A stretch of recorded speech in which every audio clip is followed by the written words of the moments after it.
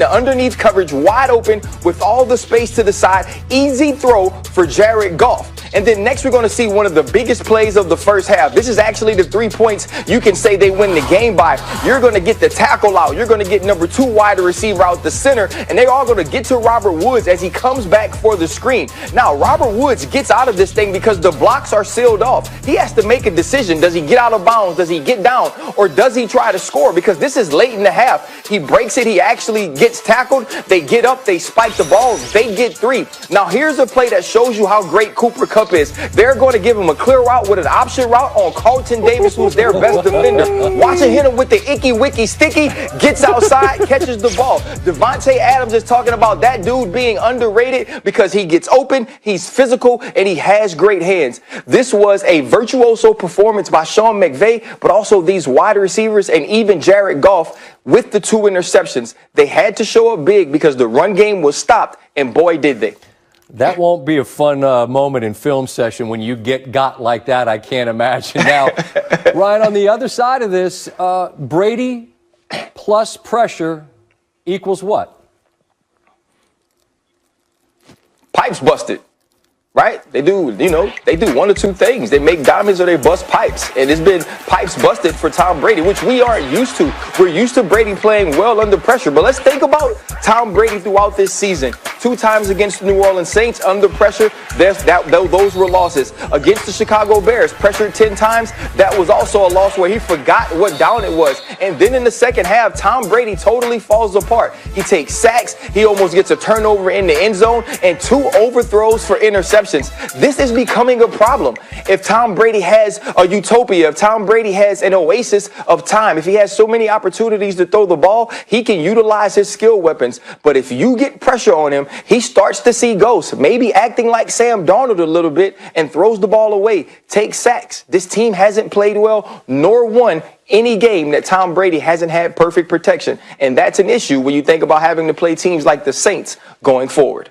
All right, Ryan, I'm going to get greedy this week. I feel like we had a bunch of really good games, and as we reach Thanksgiving, we have a sense of what we're looking at and what we're seeing. I want to get your thoughts on some teams as we head into the most important stretch of the season in just a bit, all right? In that second half, but you were able to manufacture enough for that game-winning field goal drive. Just what was working for you on that drive? Yeah, that last drive, we just got back to ourselves. I was making some pretty dumb mistakes, honestly, at the end there. Just not taking care of the ball and being smart with it. And we got back to ourselves in the last drive and put some points on the board. Now, what made you think? Did you think that how confident were you that field goal was going to be enough?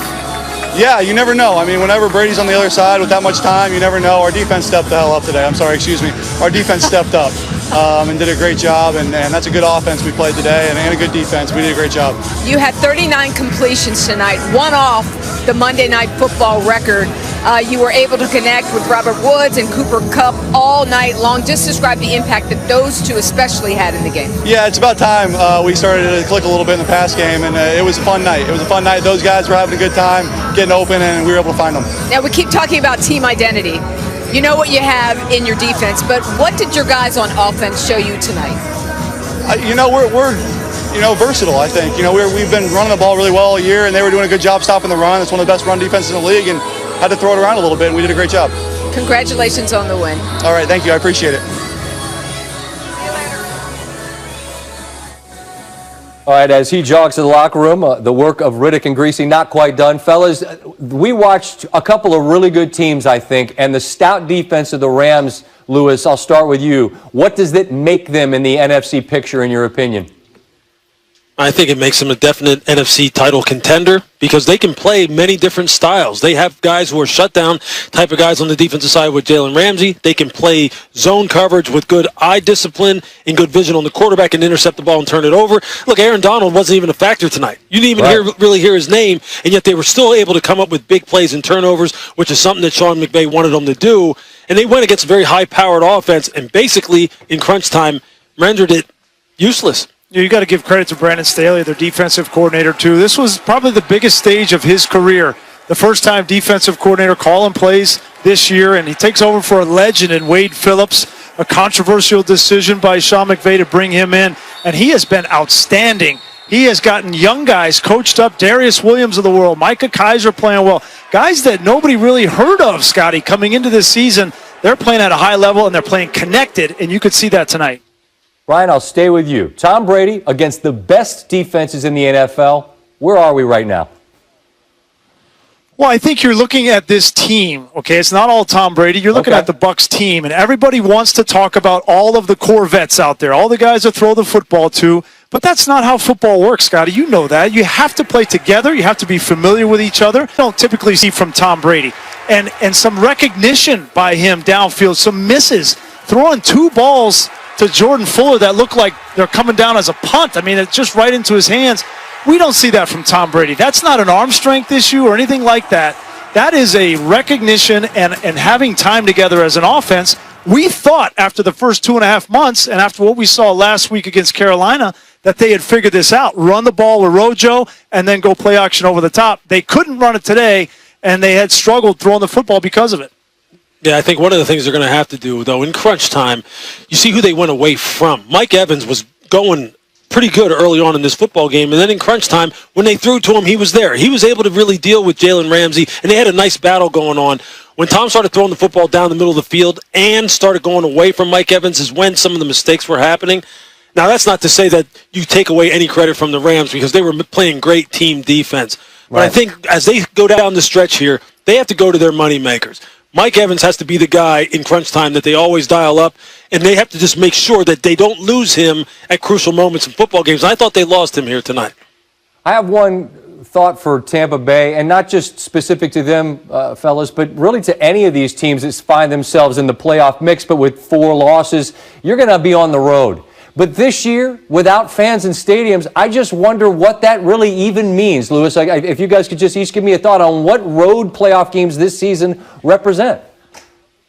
Yeah, when you don't have any fans in the stands at all, it really doesn't represent anything other than the inconvenience of traveling and going to not sleeping in your own bed, being around your own surroundings. Because I can just tell you this, every single team we've talked to has said this. The no having fans in the stands is just weird, and it's hard to maintain your level of attention to detail and your intensity, and that's what it's really going to come down to. The mentally tough teams aren't going to care where they play because it's all going to look the same, especially with no fans in the stands. It's not going to matter one bit, Scott. I mean, that's the answer, right? It doesn't matter where you're going to play these playoff games. It matters a lot more who's that 5th seed for the wild card because they play the NFC East. I think that matters more than anything. That's a great point on the way out. Gentlemen, enjoy your Thanksgiving, and we'll circle back this time next week and talk in Philly. Be safe and travel well, okay? Okay, happy holiday, bud. Thanks, Scott. Appreciate it. Take care. Post-game coverage is brought to you by T-Mobile, America's largest 5G network. With 5G coverage in all 50 states, T-Mobile is your ticket to the game. Well, you knew as soon as Brady went to Tampa Bay, they were going to live in prime time, and they have, but he has not fared particularly well, has Brady or this Buccaneer team under the brightest of lights. 1-3 in those national windows. The touchdown to interception ratio is 1-1 in prime time, 5-1 in all those other games. Monday, Brady threw the game-sealing pick on that final drive. Afterwards, Bruce Arians on a tough home loss.